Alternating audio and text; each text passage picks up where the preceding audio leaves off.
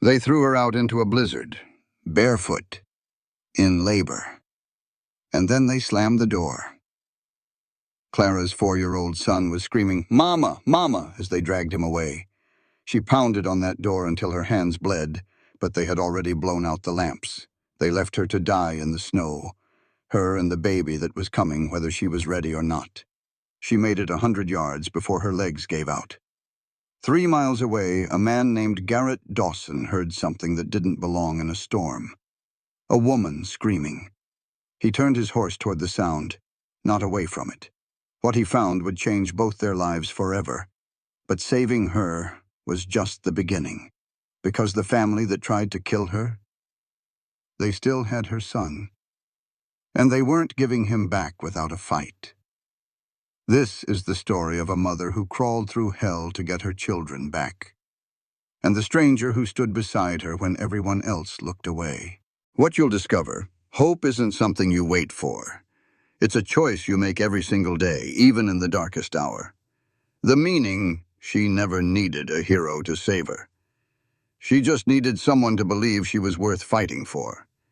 If you believe a mother's love can move mountains, hit that subscribe button right now. Drop a comment. Have you ever fought for something when everyone said it was impossible? Share this story with someone who needs to remember that even the longest, coldest night will always end with the dawn. The door had shoved Clara May Holbrook hard in the back. She fell forward, her pregnant belly making her lose her balance as her knees hit the frozen steps. Pain shot through her while Eli screamed, "Mama! Mama!" She turned, trying to grab her son, but Warren Caldwell already had the boy by his shirt. Eli's bare feet were kicking as he tried to get away. "Let him go," Clara's voice was raw. "Please, he is just a little boy." Warren's grip got tighter. "He is Caldwell property, same as what is in your belly. You want to go? Go. But the children stay here." "No." Clara pulled herself up, holding the railing. A contraction hit her hard and fast, and she bent over, gasping. "You cannot. They are my children." Margaret Caldwell appeared in the doorway, her face like a hawk in the lamplight. Her mother-in-law was a cold and unforgiving woman. "Yours?" Margaret's voice was pure ice. "You have nothing, girl. Henry is gone. His property belongs to us now. That includes his children. Henry was my husband. I have my rights. You have what I tell you have," Margaret said, then nodded to her son. "Warren, get the boy inside. Let her go." "Mama!" Eli's cry broke Clara's heart. Tears streamed down his face, his little hands reaching out for her. "Mama, do not leave me!" In that moment, Clara lunged for her son. She grabbed the edge of Warren's coat. He turned and hit her across the face with the back of his hand. The force of it sent her tumbling down the porch steps and into a snowdrift. For a second, she could not even breathe. The cold went right through her thin dress. Her cheek was on fire where he had hit her. She could hear Eli screaming her name again and again. Then the door slammed shut, and his screams became muffled far away. Clara got to her hands and knees in the snow. Another contraction hit, even harder this time. She bit her lip until she tasted blood. She had to get Eli. She crawled back up the steps and beat on the door. "Give me my son. He's only 4 years old. He needs me." There was no answer. The lights inside went out. They had blown out the lamps, leaving her in the dark. "Please," Clara's voice broke. "I will do anything. Just let me have my children. Please." Only the wind gave her an answer. It screamed across the Colorado prairie, whipping snow everywhere and pulling the heat from her body. Clara's fingers were going numb. She could not feel her bare feet anymore. They had taken everything, her shoes, her coat, leaving her with just the thin dress on her back and the baby inside her. And they had taken Eli. Another contraction tore through her and she screamed, but the storm just swallowed the sound. She leaned against the door, crying, her forehead on the cold wood. Inside, she could hear Eli's cries. She heard Margaret telling him to hush and Warren pacing back and forth. They were just 10 feet away, but she could not reach them. She stayed there for a long time, pounding and begging as she slowly froze. The contractions were coming faster now. The baby was coming, and she could not stop it. When her hands were too numb to make a fist, she pushed herself away from the door. She had to get help. The nearest neighbor was 3 miles down the road. The town was 5 miles. In this storm, she knew she would never make it. But if she stayed, she would die on their doorstep, and Eli would truly be alone. Clara stumbled off the porch and into the blinding white snow. She could not see more than a few feet in front of her. The road was gone, buried under the storm. She was all alone, and her own body was turning against her. She thought of Eli's face, the fear in his eyes when they dragged him away. He had already lost his father, and now he thought he was losing her too. "I'm coming back," Clara whispered into the wind.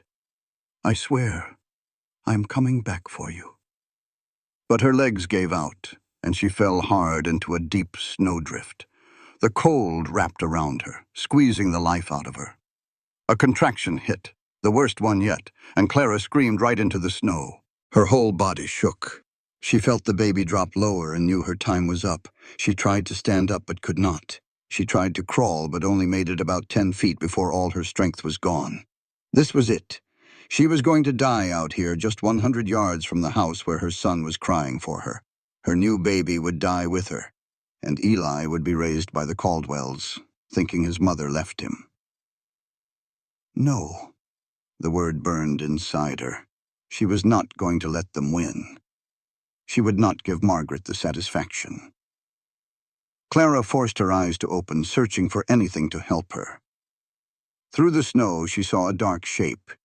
It was a huge tree, big enough to block some of the wind. She crawled toward it, inch by painful inch. The contractions were coming one right after the other now, with no time to rest in between. Her body was just doing what it had to do. She finally reached the tree and leaned against its rough bark. It was something solid in a world that had gone white and deadly. "Help!" Her voice was just a whisper. "Please, somebody help me." The wind took her words away. No one was coming. No one could hear her. Clara closed her eyes and held her belly, feeling the baby move. Still alive. Still fighting. "I am sorry," she whispered to her unborn child. "I am so sorry. I tried." The cold did not hurt anymore, and she knew that was a bad sign. It meant her body was shutting down. She thought about Eli, his laugh, and the way he told her secrets at night. She thought about the baby she would never get to hold or name. She thought about her dead husband, Henry, and just felt tired. He had given her Eli, and for that she was grateful. And now the Caldwells had taken him too. Another contraction seized her, and she screamed, a long, raw sound of pure desperation. It was all she had left.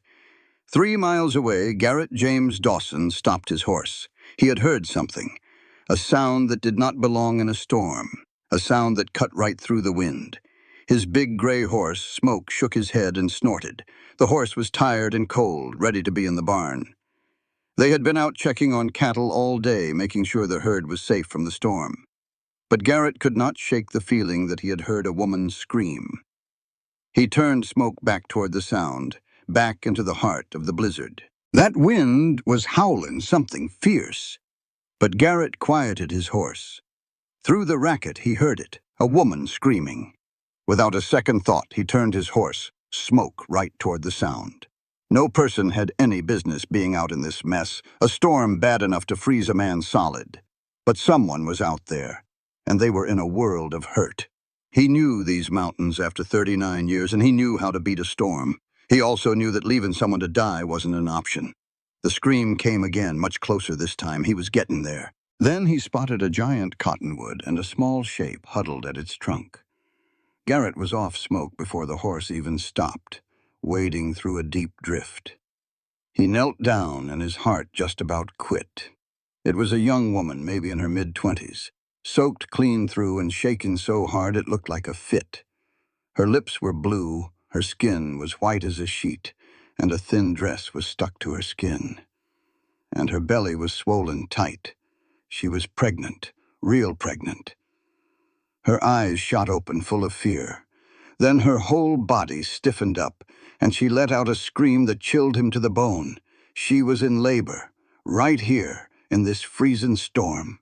For a heartbeat, Garrett froze solid. Then 20 years of birthing calves in the wild took over. He knew that thinking gets you killed, doing saves your life. He shrugged off his heavy coat and wrapped it around her shoulders. "Ma'am, can you hear me?" She tried to talk, but just grabbed his shirt, desperate. "I'm Garrett Dawson. I'm fixing to help you. Understand?" "My son," she whispered, her voice barely there. "They took my son." "What's that?" "Eli. They have Eli. Please, you have to—" Another wave of pain hit her, and she screamed again. That was it. Questions would have to wait. He scooped her up in one move. She weighed next to nothing. She'd been starved near to death. "I've got you," he said, his voice rough against the wind. "Just stay with me." She curled into his chest, and something inside Garrett just broke. 7 years ago, he'd held his own little girl, Lily, just like this. She was 3 years old and burning up with fever. It hadn't been enough. He buried both his wife and his daughter that spring. He swore he'd never care that much again. But this woman was dying in his arms, and her baby was coming. And a boy named Eli was out there somewhere. Garrett couldn't save his own family, but maybe, just maybe, he could save hers. He laid her on the saddle. "The old trapper's cabin," he told Smoke. "You know the way." The horse knew. The woman moaned with every step as the pains came faster.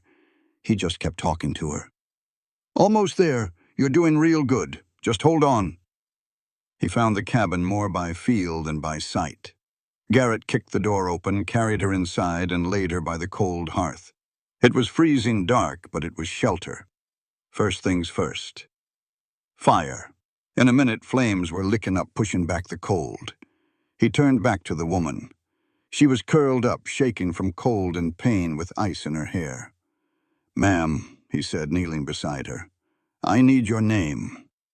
"Clara," she said through chattering teeth. "Clara May Holbrook." "Clara, that's a good name." He covered her with a saddle blanket and his coat. "The baby's coming, Clara. I need you to stay with me." She looked at him with gray-blue eyes, full of terror. But something else was there, too. Something tough. "My son," she said again. "The Caldwells have my son. You have to get him back." "I will," he promised. "But we have to get you and this baby through the night first." She nodded slow, tears running down her face. "They threw me out. I was in labor, and they just threw me out in the snow. They took Eli, and they threw me out." A cold, hard feeling settled in Garrett's gut. "Who are the Caldwells?" "My husband's family. Henry died 4 months ago. His mother said I wasn't his real wife. Said the children belonged to them." A different kind of cold took over Garrett now, the kind that burned hot. "Listen to me, Clara," he said, his voice steady as a rock. "I'm going to deliver this baby. Then I'm getting you somewhere safe. And after that, we are going to get your boy back. You have my word on it." "Why?" she asked, her voice broken. "You don't even know me." "Because it's the right thing to do. Because nobody deserves what they did to you," Garrett said. "Because I heard you screaming and I couldn't just ride away." Clara's face crumpled for a second. Then she took a deep breath, and that fire in her eyes burned brighter. "All right then," she said. "Let's bring this baby into the world." The next few hours were the longest of his life, again. But this felt different. This was a woman, not some poor creature on the trail, and her cries hit him in a way he had not felt in 7 long years. He did what he knew to do. He melted snow for her to drink. He tore his extra shirt into strips to use as bandages. He talked her through the pain, held her hands when she squeezed, and gave her room when she needed it. Clara fought like a cornered animal. She met every wave of pain head-on. She screamed when she had to, and bit her lip clean through when she did not. Not once did she talk about quitting. "You are strong," Garrett told her as the sun started thinking about rising. "The strongest woman I have ever met." Clara's voice was shot. "Not strong, just plain stubborn." Garrett nodded. "Same thing." The baby arrived with the first bit of gray light. One last push, one last scream, and a tiny, slick body was in Garrett's hands. A girl, small and perfect, with a mess of dark hair and a face all wrinkled up at the cold. For a terrible second, the baby was still. No sound. Garrett's own heart just stopped. "Not again. Please, God, not again." Then the little one took a breath.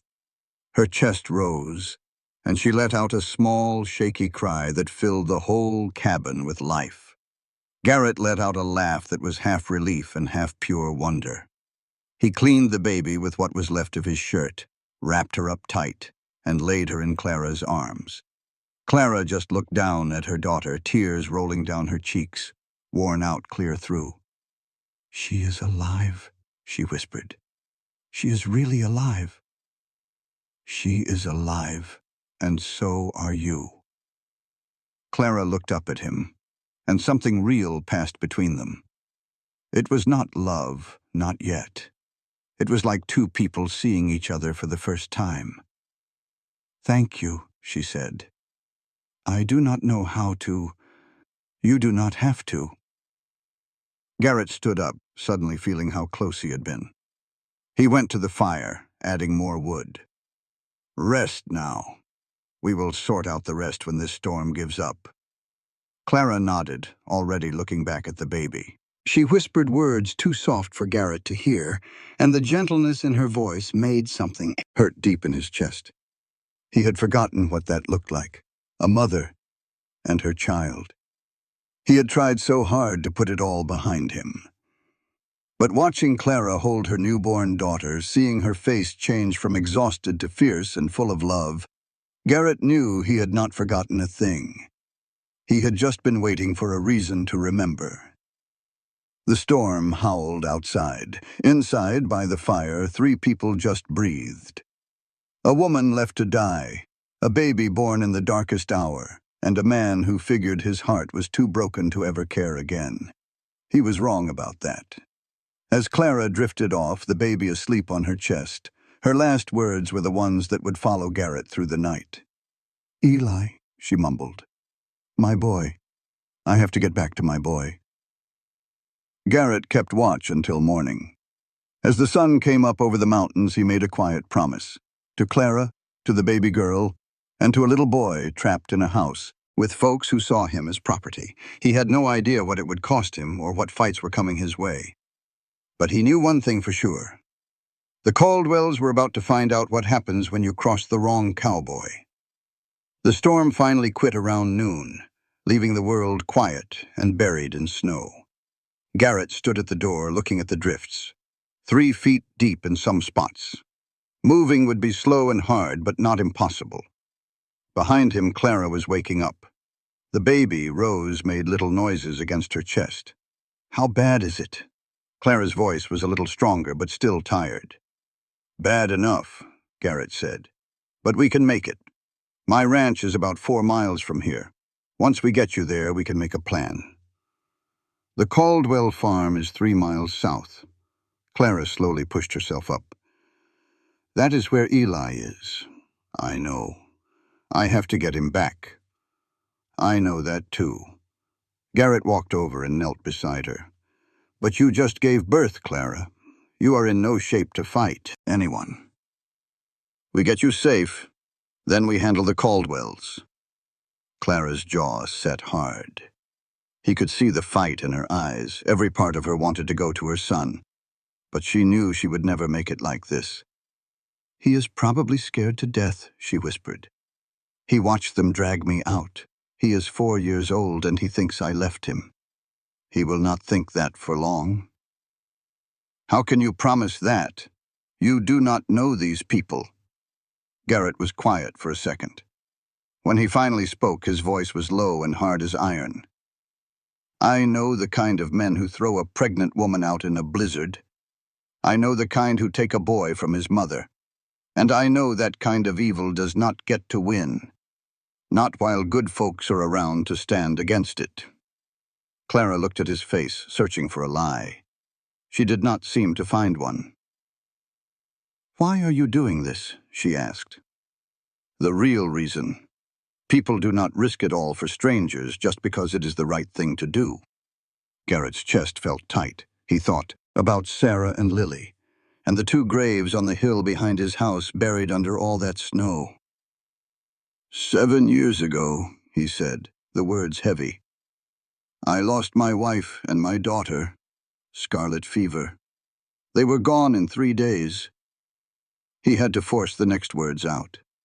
"I could not save them. Could not do a single thing but watch. And I have spent every day since then wondering what the point of it all was." Clara's eyes went soft. "I am so sorry. Last night, when I heard you screaming, something just took over.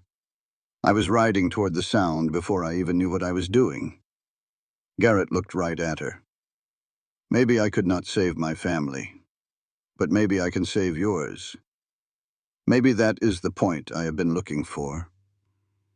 The baby fussed between them, and Clara soothed her like she had been doing it her whole life. "Her name is Rose," Clara said, "after my grandmother. She was the toughest woman I ever knew. Survived a house fire when she was 12 and raised 7 kids on a dirt farm." A small smile touched her lips. "I want my daughter to have that kind of grit." "Rose," Garrett said the name. "It is a good, strong name." "Rose Holbrook," Clara said, then added softly, "For now." Garrett did not ask what she meant. They had to move. He helped Clara to her feet. She was shaky but steady. He had seen that same look in wounded animals. The will to keep going when the body wants to quit. "Can you ride?" he asked her. "I can do whatever needs to be done." He believed her. Getting Clara on the horse was a slow business. Garrett put his own coat around her and the baby, then took the reins and started walking them through the deep snow. The work was brutal. The snow was up to his thighs, and every single step was a struggle. Behind him, Clara swayed but stayed on, her arms tight around Rose. They did not talk. They needed to save their energy. But it was a comfortable silence, the kind between 2 people who know that staying alive is all that matters. It felt like a lifetime, but after 2 hours, the ranch came into view. The main house was a big 2-story log building with a wide porch and smoke coming from the chimney. There was a large barn and a few smaller buildings beside it. It was a place built to last. "This is all yours?" Clara's voice was full of surprise. "Built most of it myself," Garrett said simply. "My father started it. I just kept adding on." Before they even got to the porch, the front door swung open and a woman in her 60s stormed out, her gray hair coming undone. Her face was a mix of pure anger and relief. "Garrett James Dawson, you old fool! I have been worried sick since yesterday. I sat by that window all night thinking you were frozen solid on some ridge. And now you just stroll up like nothing is wrong. And who in the world is this? Sweet Lord in heaven." Opal Finch stopped cold. There was Garrett, looking like he had wrestled a blizzard and lost, with a woman on his horse wrapped in his coat. And in her arms was a tiny, bundled-up baby. "Garrett," she breathed, "is that a child?" "Born last night," he said, helping the woman down as her legs gave way. "Opal, this is Clara Holbrook. She's been through it." Opal did not waste a second. Her sharp gaze took in Clara's pale face and exhausted frame. "She needs a warm bed and hot food right now. Get her inside." Minutes later, Clara was tucked into bed and a bowl of hot broth was in her hands. Opal stood over her, a force of nature. "You eat every last drop. I will not have you giving up on my watch." Clara kept glancing toward the window, her mind on the son she had left behind. "Tell us what happened," Opal said gently, sitting by the bed. "We need to know what you are up against." So Clara told them. She explained her marriage to Henry Caldwell was not for love, but for security. After a horse accident took his life 4 months ago, his family showed their true colors. They said the marriage was fake and the children were theirs. They treated me like hired help, Clara said, her voice hollow. Cooking and cleaning while they plotted. Henry's mother, Margaret, wanted me out. But the older son, Warren, he wanted me to stay. For what reason? Opal asked, her voice turning hard. Clara's jaw clenched. He never laid a hand on me, but he made his intentions clear. He said after the baby came, things would be different. That is when I knew I had to run.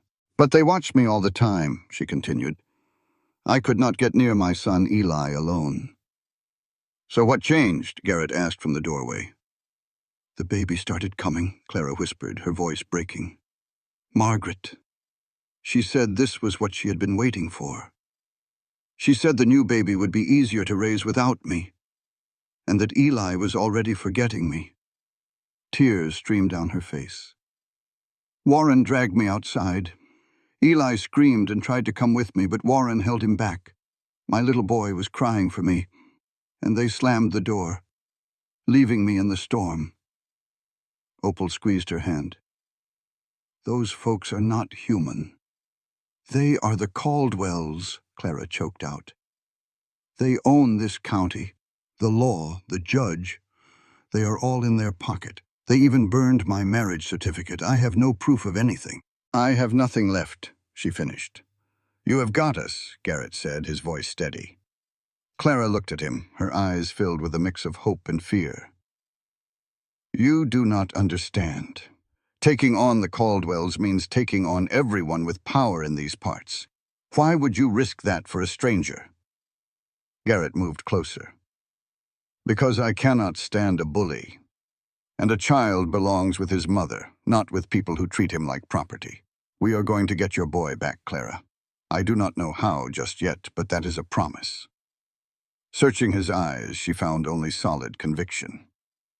Okay, she whispered. I believe you. A few days later, after letting Clara get some strength back, Garrett rode into Silver Creek. He was a known man there, quiet and respected. He headed straight for the general store. Garrett, the owner, Edgar, greeted him.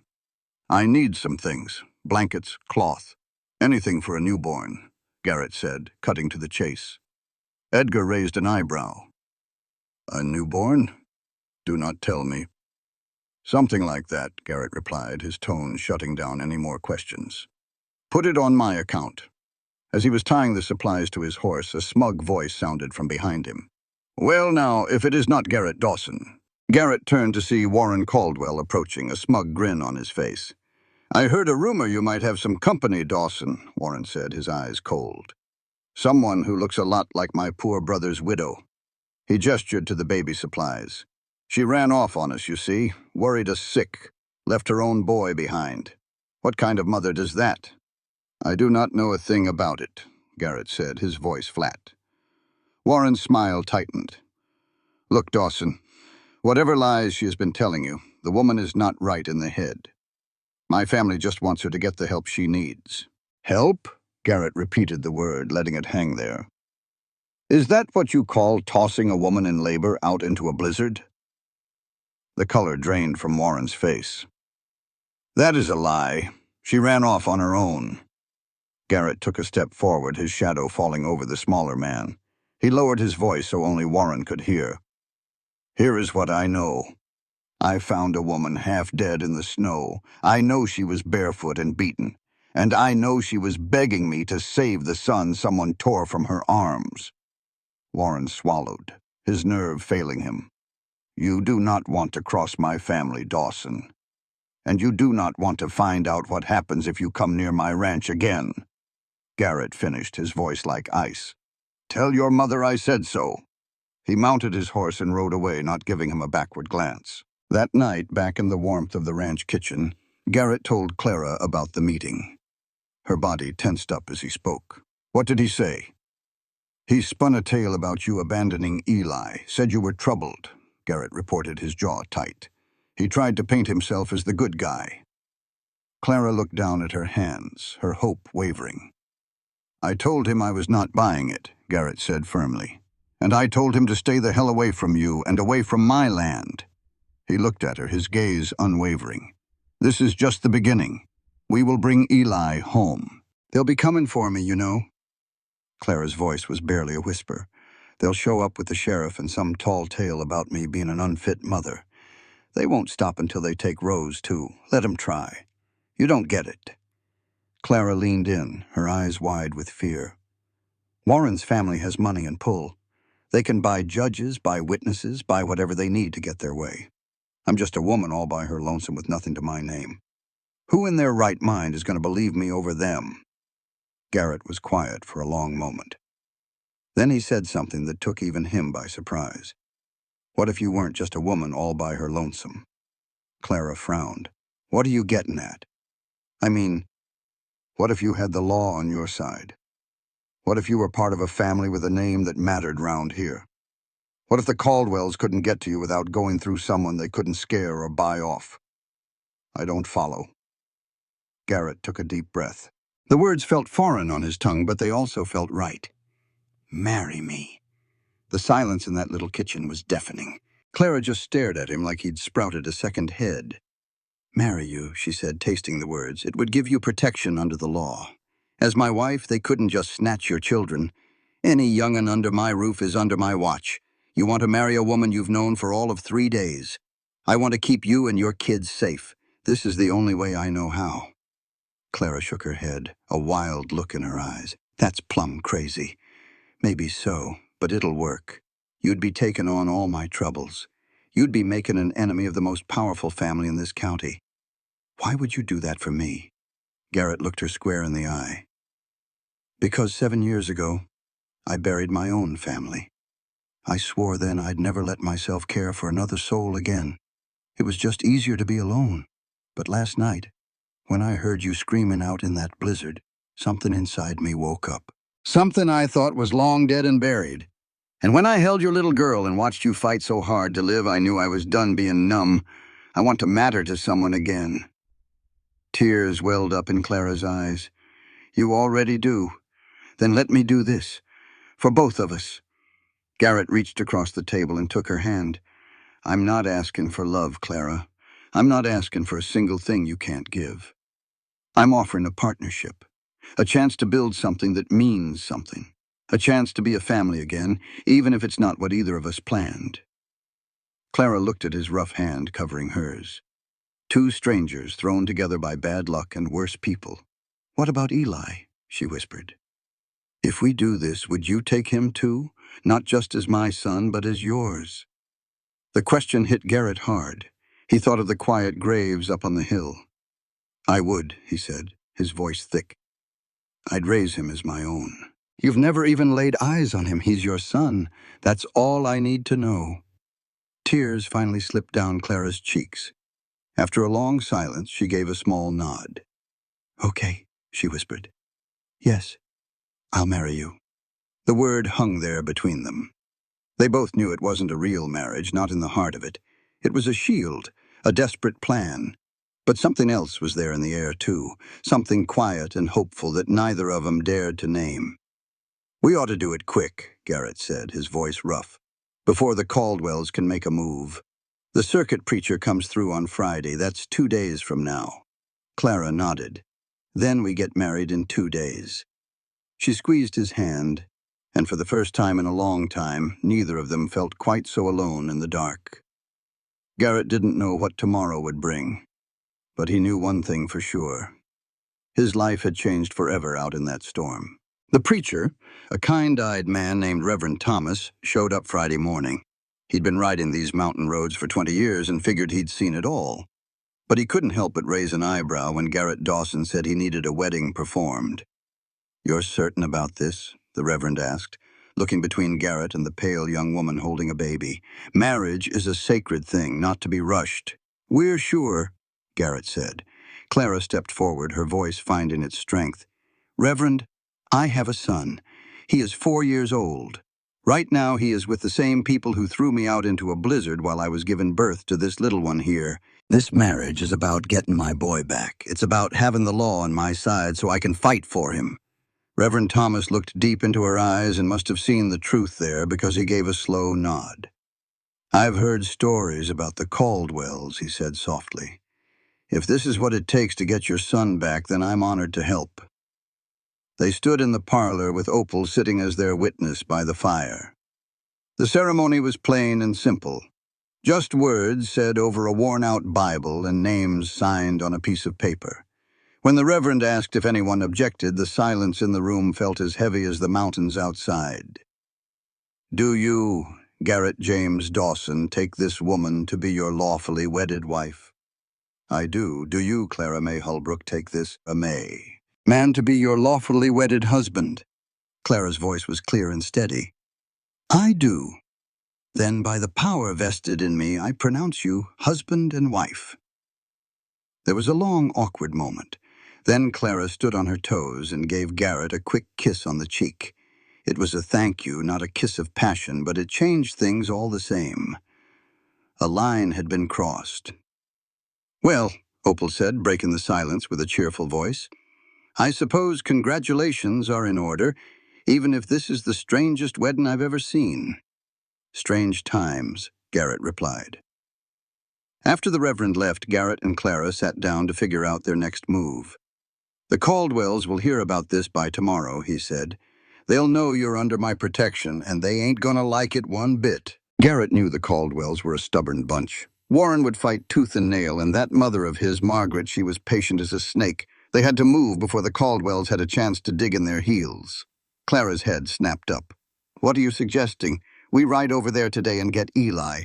Just walk right up to their door. They won't just let him go, Garrett. Maybe not for free. Garrett leaned in, his voice low. I spent all day yesterday talking to folks around town. People who the Caldwells have stepped on for years but were too afraid to holler about it. Turns out Margaret ain't the saint she pretends to be. There are unpaid debts, cheated workers, and worse. Clara's eyes went wide. You mean we can use that against them? He nodded. We're going to make them understand that keeping Eli will cost them everything. The Caldwell Ranch was 3 miles south, a big spread that looked peaceful from a distance. But Clara knew better. Are you ready? Garrett asked as they neared the gate. Clara's hands were trembling on the reins. But I'm going anyway. They rode straight for the main house. Before they even reached the porch, the front door creaked open. Margaret Caldwell stood there, tall and severe in a black dress that seemed to match the color of her heart. Her eyes raked over Clara with pure contempt. So the stray dog returns. Her voice was cold enough to frost a window pane. I heard you made it. What a shame. I am here for my son. Your son? Margaret let out a dry, brittle laugh. That boy is a Caldwell. He belongs here, not with some gold-digging tramp who tricked my Henry. Garrett moved to stand between the two women. Ma'am, my name is Garrett Dawson. I own the ranch northeast of town. I know who you are. Margaret's gaze sharpened. And I know you are meddling in things that are not your business. Clara is my wife now. That makes her business my business. The words hung in the air. Margaret's face turned a shade of angry red. Your wife? That is ridiculous. She was married to my son. Your son is gone, ma'am. Clara was free to remarry, and she did. This morning, all legal and proper. This is a trick, Margaret shrieked. Warren, Douglas, get out here now. The two Caldwell brothers stepped onto the porch. Warren's face soured the second he saw Garrett. What is going on? He grumbled. This man is telling lies, saying he married Clara, Margaret spat. He thinks he can just show up and take what's ours. Eli does not belong to you. Clara's voice was shaky but strong. He is my son, and I am taking him home. Warren swaggered off the porch, his hand drifting toward his pistol. The hell you are! Garrett did not reach for his own gun. He just pulled a folded piece of paper from his coat. Before you do something you will regret, you ought to read this. Warren paused. What is it? Just a few signed statements. One from the men you cheated in that cattle deal. Another from the widow your mother swindled out of her land. And one from that young lady you cornered behind the saloon. The blood drained from Warren's face. Those are lies, all of them. Maybe so, but stories like these have a way of getting around, especially when the newspaper editor owes you a big favor. Garrett slid the paper back into his coat. Now, you can fight us. Drag this through the courts with your sheriff buddy and your cousin the judge. Maybe you even win. Maybe you get to keep both the children and Clara never sees them again. He let that sink in. Or you let that little boy go right now, and these papers stay locked away. Your good name stays clean, your dirty laundry stays private, and we all move on. Margaret looked like she might be sick. Warren's hand was nowhere near his gun anymore. "You are bluffing," he mumbled, but there was no power behind it. "Try me." The silence was thick and heavy. Clara felt her own heart pounding against her ribs. Everything she had been through, all the pain and the struggle, it all came down to this single moment. At last, Margaret spoke, her voice flat. "Get the boy." Warren stared at his mother in disbelief. "What? You cannot be serious. After all this, you are just giving him up?" "I am protecting this family," she snapped. "Something you should have thought of before you started leaving your messes all over the county." She looked at Douglas. "Go get Eli." That wait was the longest one in Clara's whole life. She stood frozen, scared to even breathe, worried this whole thing might fall apart. Then the door opened. Eli was standing there looking so small and pale. His hair was a mess and his clothes were rumpled. He seemed older, and his eyes were puffy from crying. He spotted Clara and stopped dead in his tracks. "Mama?" The word was a broken whisper, full of a hope he thought he had lost. "Eli," Clara's voice broke. "Oh, baby, I am here." He launched himself off that porch and ran, his little legs pumping hard. Clara fell to her knees just in time to catch him. He threw his arms around her neck so tightly she could hardly get a breath. "I knew you would come back," Eli sobbed into her shoulder. "They said you left me. They told me you did not want me anymore. But I knew it was not true. I will always come for you." Clara held him, rocking him back and forth. "Always. Do you hear me? Nothing on this earth could ever keep me away from you." Garrett watched them, a lump forming in his throat. This right here, this was why he'd stepped in. A mother getting her son back was worth any trouble. After a long while, Clara stood up, hoisting Eli onto her hip. He was getting big, but she held him tight. "We are leaving now," she told the Caldwells. "This is not over," Margaret hissed. "Yes, it is," Clara said, her voice filled with a new kind of strength. "You had your chance to be his family. You chose to be cruel. Now you can live with that." She turned and walked to her horse, Eli clinging to her like a lifeline. Garrett backed away slowly, his eyes locked on Warren until he was sure the man would not try anything foolish. They mounted up with Eli sitting in front of Clara. As they rode off, the boy kept looking back at his mother just to make sure she was real. "Mama, who is that man?" Clara glanced over at Garrett. "That's Garrett. He's the one who saved me in the storm and helped bring your sister into the world." She hesitated. "And he is going to help us now." Eli looked Garrett up and down with the serious gaze that only a child can have. "Are you going to be my new papa?" The question hit Garrett right in the gut. He looked at Clara and saw her own surprise mixed with a little bit of hope. "I would sure like that," Garrett said softly, "if it is all right with you." Eli thought about it for a minute like a tiny judge weighing a big decision. "My old papa died," he finally said. "He was not very nice to Mama. He was always with Grandma Margaret." The boy's face wrinkled up.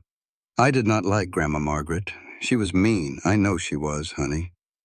"Are you mean?" "I sure try not to be." After another long pause, Eli gave a single decisive nod. "Okay, you can be my papa." Then he turned back to his mother. "Mama, can we get a dog?" "They never let me have a dog." Clara let out a laugh that was half a sob. "We will see about a dog, baby." Later that evening, they were all together at the ranch. Opal met them at the door holding baby Rose, and for the first time they looked like a family, brought together by hardship and hope. "Well now," Opal said, looking warmly at Eli, "you must be the fella I have heard all about. I am Opal. I make the best biscuits in these parts, and I do not allow mud in my kitchen. You think we can get along?" Eli considered her offer. "You got any of those biscuits now?" "I might."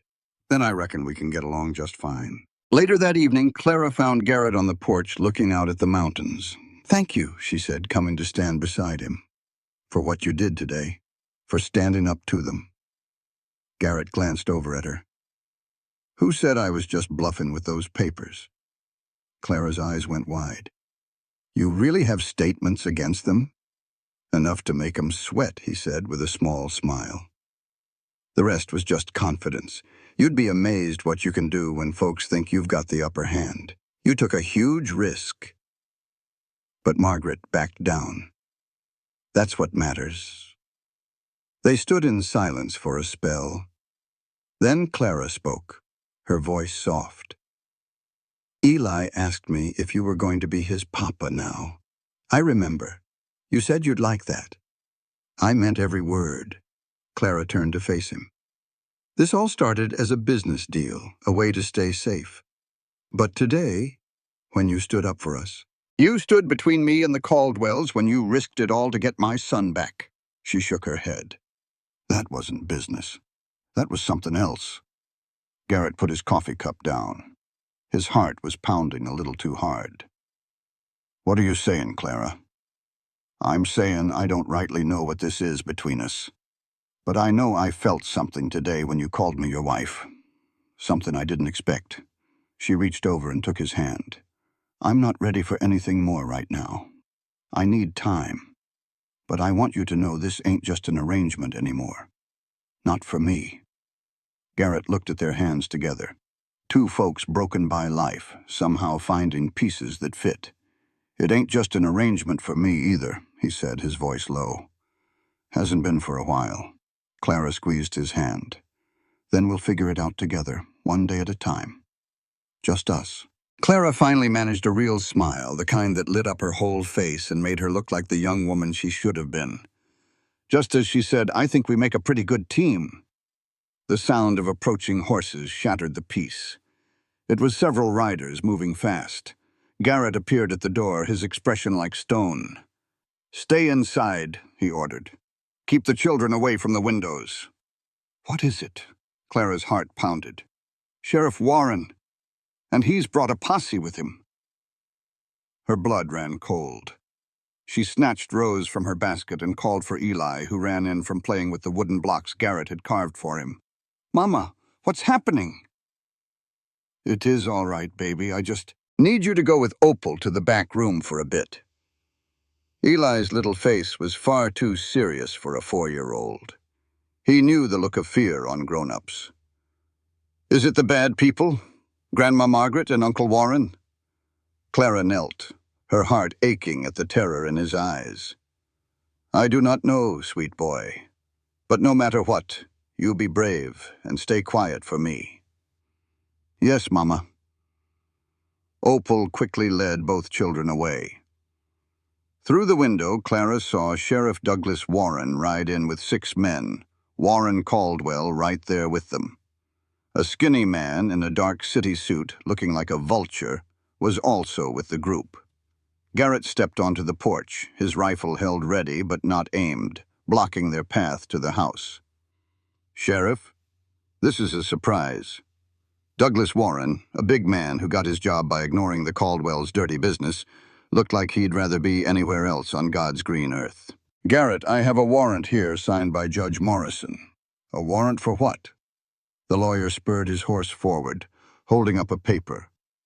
"For the arrest of one Clara May Holbrook for theft, kidnapping, and fraud, and for the immediate return of the child, Elijah Caldwell, to his legal guardians." Clara felt her knees buckle. She grabbed the window frame to keep from falling. "Well, that is a problem," Garrett said, his voice dangerously low. "Because Clara Holbrook is not here. My wife's name is Clara Dawson, and has been for 2 weeks. A fraudulent marriage," the lawyer said with a sneer. "The judge has already ruled it invalid." "Did he now? And when did this trial happen?" "Because my wife and I sure were not told about it." The lawyer's smile was all teeth. "Emergency hearings do not require it. The judge acted quickly due to concerns about the child's welfare." Garrett's knuckles turned white on his rifle. Child welfare? That is rich, coming from the folks that threw a woman about to give birth out into a blizzard. Those are just stories, the lawyer waved his hand. Mrs. Caldwell swore that Clara left on her own in a fit. That is a lie. Clara was suddenly on the porch, her body trembling but her voice ringing clear. They threw me out of that house. Warren hit me, took my son, and left me for dead. Mrs. Dawson, the lawyer oozed false pity. We all know you have had a hard time. It is only natural your memory is a little scrambled. This outburst just proves you are unstable, not fit to be a mother. I am not unstable. Then why run into a blizzard? Why leave your son? Why marry a man you just met? The lawyer spread his hands wide. Those are not the actions of a sane woman. Clara felt like the world was spinning. He twisted everything into a lie, but he said it with such power, with the sheriff and 6 armed men backing him up. Garrett moved to her side, a solid wall of support. We are not giving you the children. You can take that paper and get off my land. Sheriff Warren shifted in his saddle. Now, Garrett, I have a judge's order. I have to follow it. Then you will have to do it by force, because that is the only way you're getting past me. The sheriff's face lost its color. You would shoot a lawman? I would defend my family, Garrett said, raising the rifle just an inch. Every man here knows what kind of people the Caldwells are. Every man here knows what they did to my wife. And every one of you has to decide if you are willing to die today to help them do it again. The quiet that followed was heavy enough to crush a man. The deputies looked at each other, their nerve clearly shaken. These were townfolk, not hired guns. Warren Caldwell shoved his horse forward, his face purple with rage. Sheriff, do your job. Warren, the sheriff pleaded, let's just talk this through. There is nothing to talk about. That woman has my nephew, and I want him now. He is not your nephew anymore. Clara's voice cut like a knife. He is Garrett's son, legally adopted. The lawyer just laughed. An adoption based on a fake marriage? It is worthless. Is it? A new voice called out, strong and steady. Everyone turned. A woman was riding toward them, sitting straight and tall in the saddle. She was in her 30s, with eyes as sharp as nails, and she looked like she knew exactly what she was doing. Who in the hell are you? Warren demanded. The woman dismounted, pulling a leather satchel from her horse. She looked straight at the lawyer. My name is Miss Eleanor Vance, she said, and I'm Clara Dawson's lawyer from back east. The one who drew up the prenuptial agreement that makes her marriage to Mr. Dawson ironclad, and his adoption of her son completely legal. She smiled, a cold, sharp thing. Now, what was that about a fraudulent marriage? Who in the devil are you? Warren demanded. The woman swung down from her horse and strode toward them, pulling papers from her saddlebag. Catherine Bremen. I'm the attorney representing Mr. and Mrs. Dawson. Clara's heart nearly stopped. She'd never laid eyes on this woman. She glanced at Garrett, who looked just as lost as she felt.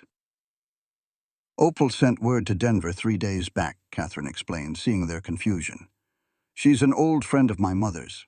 When she heard what the Caldwells were planning, she got in touch with me. The lawyer gave a sharp smile. I specialize in family law, Mr. Caldwell. I take special pleasure in dealing with wealthy folks who think justice is for sale. Warren's own lawyer stepped up, his face grim. This changes nothing. We have a warrant from Judge Morrison. A warrant issued without letting my clients know, based on a hearing with no defense, Catherine shot back. I'll have it thrown out inside a week. Then I'm filing a countersuit for harassment and attempted kidnapping. You can't prove a thing.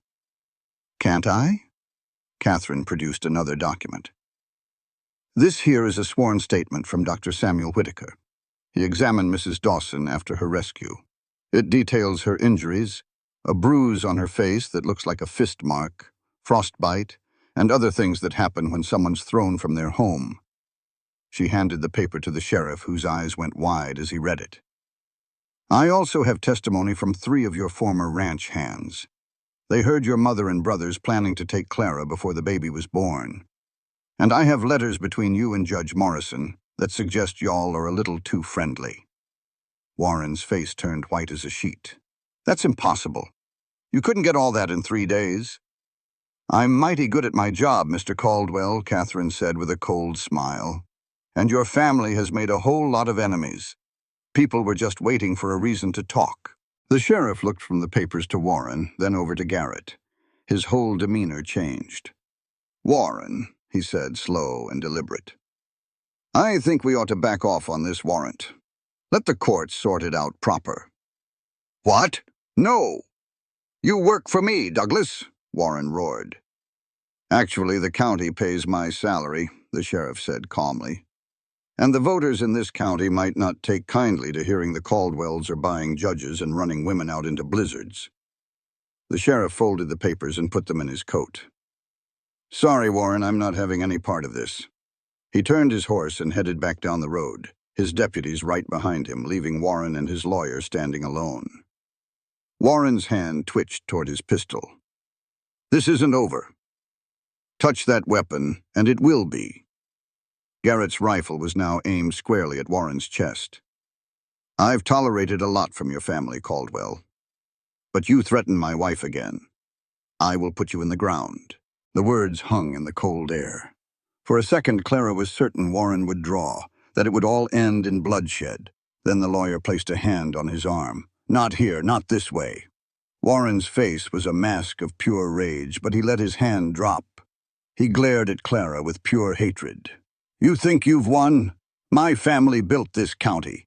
You're nothing but a broke widow playing house." He spat on the ground.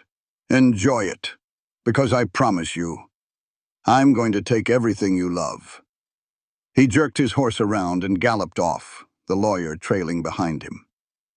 The sound of hoofbeats faded, leaving a heavy silence. Clara's legs finally buckled and she sank onto the porch steps, shaking. Garrett lowered his rifle and sat beside her, their shoulders touching. "It's all right," he said softly. "They're gone." "For now," Clara whispered. "He meant what he said. He won't stop." Catherine Bremen walked over, her gaze softening. "He might mean it, but the evidence I have will stand up in court. Once the truth about the Caldwells gets out, their power's going to dry up right quick." "How did you get so much so fast?" Garrett asked. "Like I said, the Caldwells made enemies.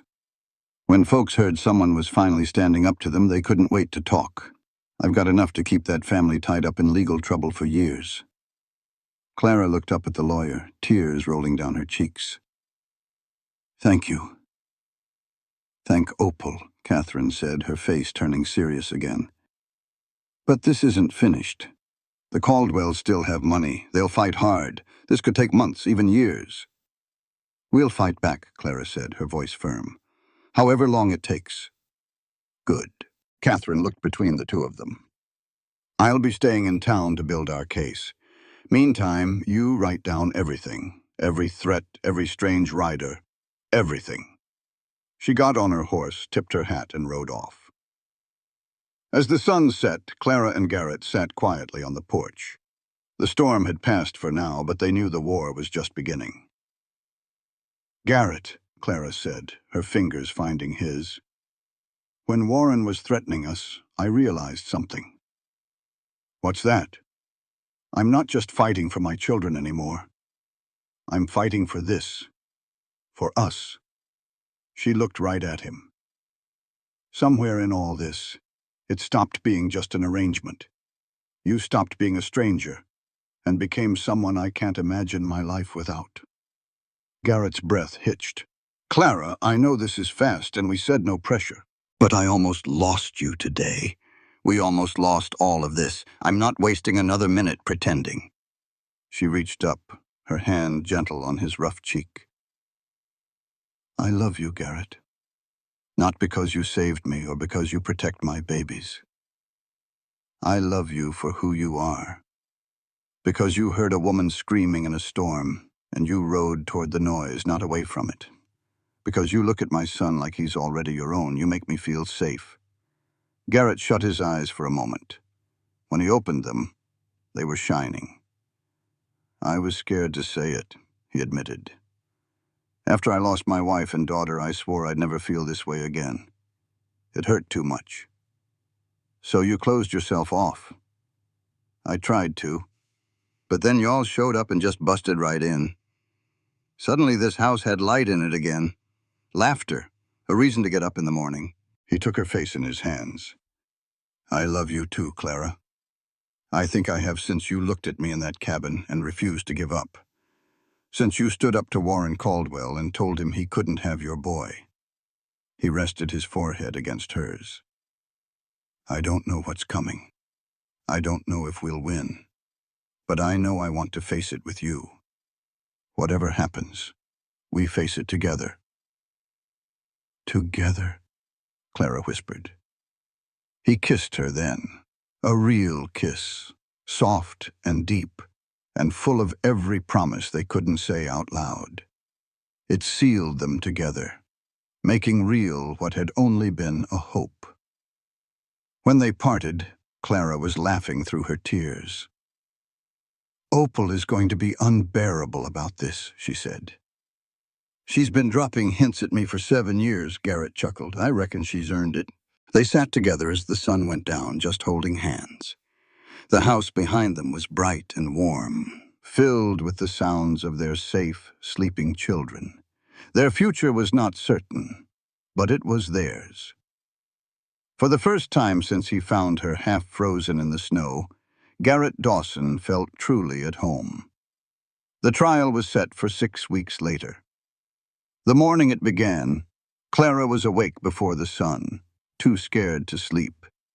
She watched the gray light touch the mountains, trying to calm the storm in her belly. Garrett came up behind her, wrapping his arms around her waist and pulling her close. You are trembling. I am so scared, she whispered, leaning into his strength. What if the judge does not believe us? What if we lose them, Garrett? We will not. You cannot know that for sure. Garrett turned her to face him, his gaze steady and sure. I know you, and I know what is right. We will not lose. Well, I can't say for sure, but I know Catherine worked herself to the bone for 6 weeks straight to build this case. I know we got the truth on our side. And I know no matter what happens in there today, you and I are walking out of it together. Clara looked deep into his eyes, searching for any sign of fear. All she found was a calm that settled her own heart. How in the world are you not shaking in your boots? He gave a small smile. Oh, I am. I'm scared half to death. But I learned something these last few weeks. Fear don't just pack up and leave because you want it to. You just got to do what needs doing anyway. She stood on her toes and gave him a soft kiss. I love you. I love you too. Now let's go show the Caldwells what happens when they decide to mess with the wrong family. The Silver Creek courthouse was filled to the rafters. Word had gotten round the whole county about the trial, and it seemed like everyone came to watch. Clara saw folks she knew, folks who'd looked the other way on the street, folks who'd whispered behind their hands. Now they were all here, waiting to see how the chips would fall. The Caldwell family sat on the other side of the room. Margaret, wearing a black dress, had a face that looked like it was carved from a tombstone. Warren sat next to her, his eyes burning with pure poison every time they landed on Clara. And Douglas was at the end, looking like he'd rather be anywhere else on God's green earth. Judge Harrison was sitting on the bench. He was new to these parts, put there just 3 months ago, and he had no ties to the Caldwells. Catherine had fought tooth and nail to get the trial moved to his courthouse, and it was worth the trouble. This court is now in session. Judge Harrison's voice was strong and left no room for argument. We are here to settle the matter of Dawson versus Caldwell, about the custody of the boy Elijah, and to hear claims of fraud, harassment, and attempted murder. Clara felt for Garrett's hand under the table. He squeezed it tight, keeping her steady. The Caldwell's lawyer went first, laying out his story as slick as you please. He painted Clara as a woman not right in the head who ran off and left her own son. He claimed the marriage to Garrett was a sham just to steal a child, and the adoption meant nothing. The Caldwells, he said, were just trying to do right by their family, protect their kin from a mother who wasn't fit. Clara sat there and listened to the lies pile up one after another, her stomach clenching up tight. The way he told it, it all sounded so believable. She could see people in the crowd nodding their heads like they were swallowing every last word. Then Catherine stood up. "Your Honor, we'd like to call Dr. Samuel Whitaker to the stand." The doctor was a man folks looked up to in his 50s with gray hair and a quiet way of speaking. He'd probably treated half the families in that room at one time or another. "Dr. Whitaker," Catherine started, "you looked after Mrs. Dawson right after she was found. Could you tell us the shape she was in?" He said, "She was suffering from being frozen near to death, with frostbite on her hands and feet. She also had a nasty bruise on her left cheek, the kind you get from being hit with a fist." The doctor's voice was calm, just stating the facts.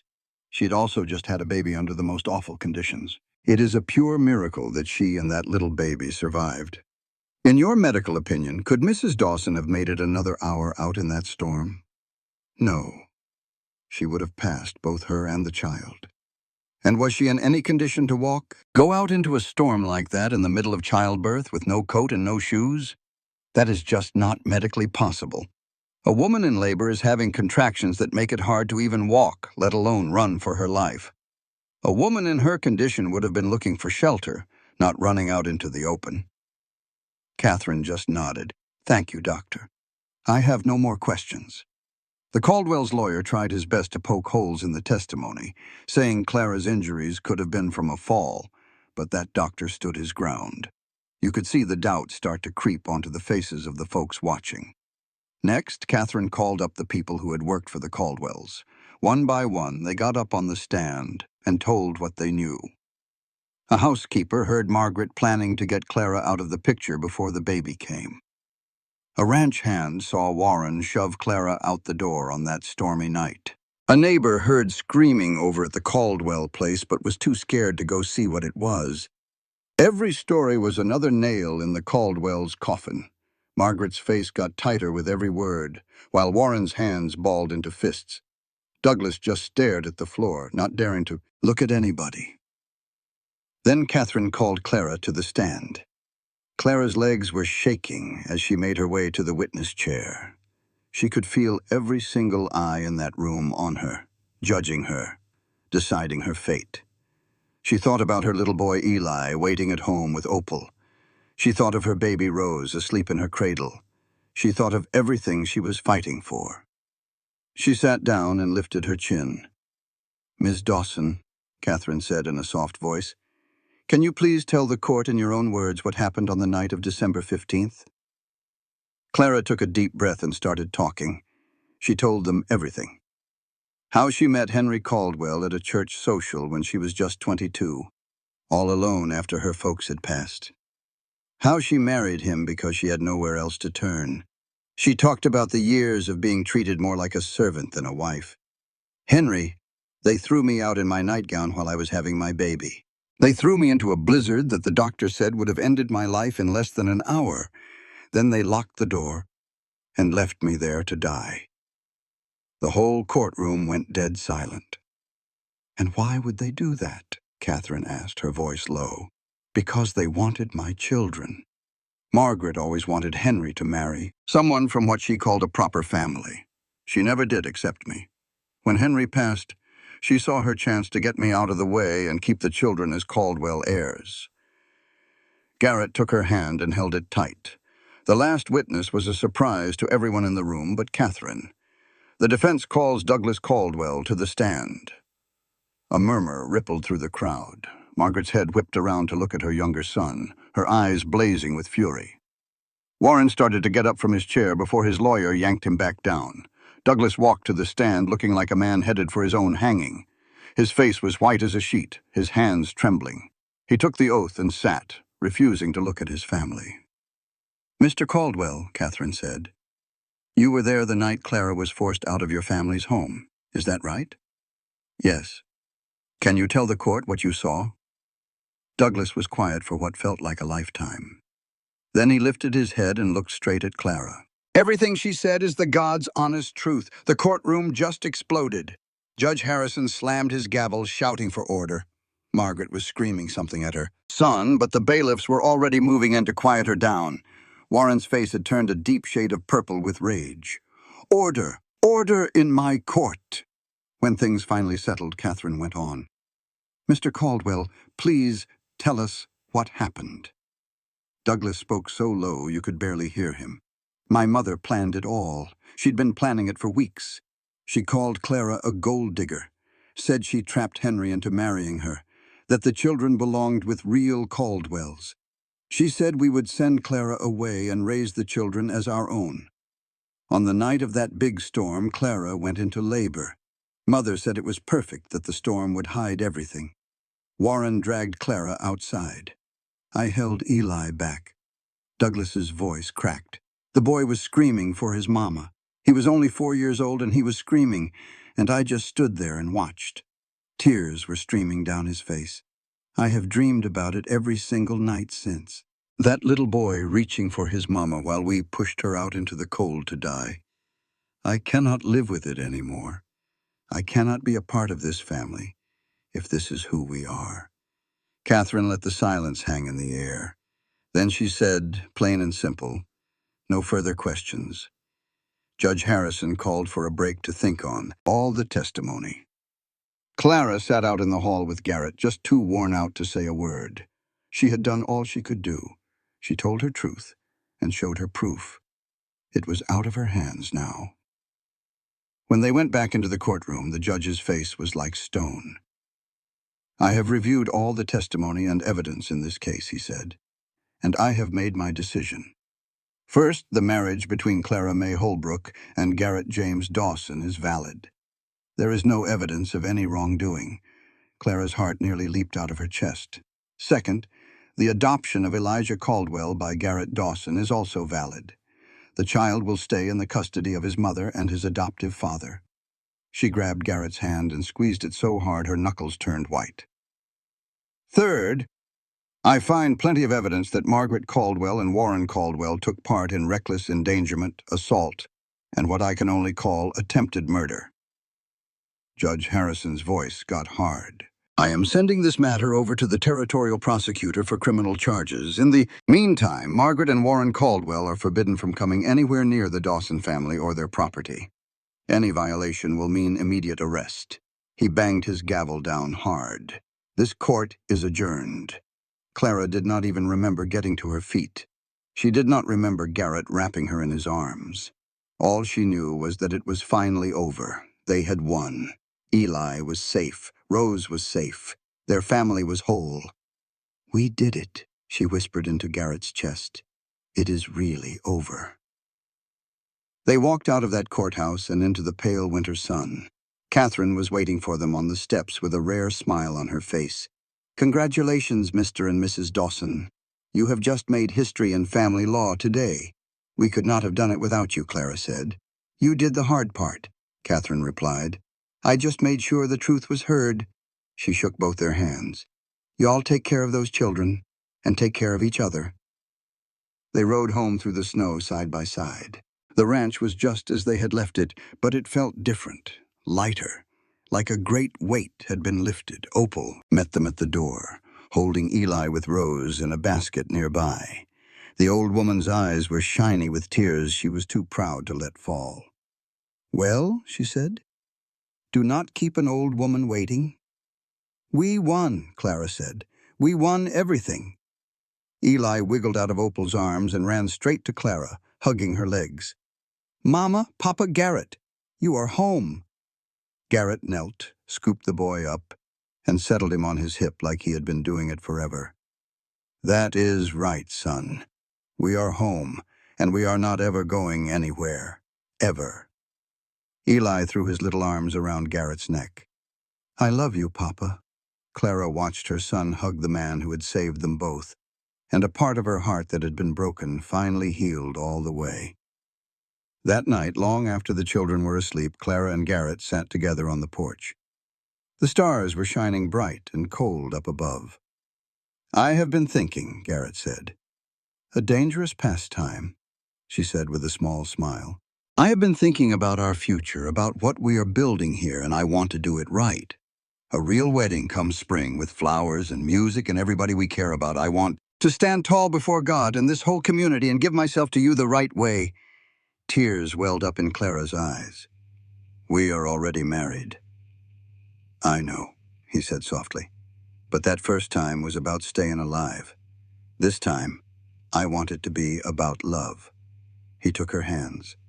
Clara, I want to marry you again, not as the man who pulled you from a storm, but as the man who loves you with his whole heart. She leaned in and kissed him, a long, deep kiss full of everything she felt. Yes, she whispered. 1,000 times, yes. That spring, the thaw came slow, but by April the ranch was bursting with new life. They held the wedding in the meadow behind the house, right where the wildflowers were starting to show their colors. It felt like half the county showed up, folks who wanted to celebrate the family that stood up to the Caldwells and won. Clara wore a simple white cotton dress she had stitched herself, with little blue flowers at the hem. Eli stood right beside Garrett, serious as a judge, holding the wedding ring. Reverend Thomas spoke the same words he had all those months ago in the parlor, but this time, everything felt different. When Garrett said, "I do," his voice was filled with pure joy, not just grim determination. When Clara said, "I do," her heart was overflowing with love, not fear. And when the Reverend told him to kiss his bride, Garrett wrapped her in his arms like he had all the time in the world. "I love you, Clara Dawson," he said, his voice thick with emotion. "I love you too, Garrett Dawson." Just then, Eli tugged on his daddy's sleeve. "Does this mean we can have cake now?" The whole crowd laughed, and the party began. Years down the road, when two more children had joined their family, when Eli was a young man working the ranch alongside his father, Clara looked back on that second wedding. That was the day their life truly started. Not in the storm, not at the first wedding, but the moment they chose each other, freely and with joy. She remembered being cast out into a blizzard, left for dead with nothing to her name. She had been broken down to nothing but fear. And from that rock bottom, she had built a life she never even dared to imagine. She had a husband who loved her completely and children who were safe and happy in a home filled with laughter. It was not because of luck, and not just because someone rescued her. It was because she had refused to quit. She fought for her babies and for herself when it seemed hopeless. She put her trust in a stranger's kindness and watched it grow into a love that could move mountains. That was the lesson Clara carried with her. Hope is not something you just wait for. It is a choice you make every single day. Family is built from love, not just from blood. And even the longest, coldest night will always end with the dawn. Clara Dawson had been tossed out to perish in a storm, but she survived. She had been beaten down, but she got right back up. They told her she was worthless, and she proved every last one of them wrong. Now, surrounded by the family she had fought so hard for, loved by a man who chose her when she had nothing, Clara finally understood the simple truth. She never really needed a hero to save her. She just needed someone to believe she was worth fighting for. And in the quiet strength of her own heart, she had finally found that person all along. This content was carefully researched, developed, and manually edited by our team to deliver meaningful stories with valuable life lessons. Every narrative is crafted to entertain, inspire, and empower our audience. We believe that great stories can change lives, and we are committed to bringing you content that matters. Thank you for being part of our community.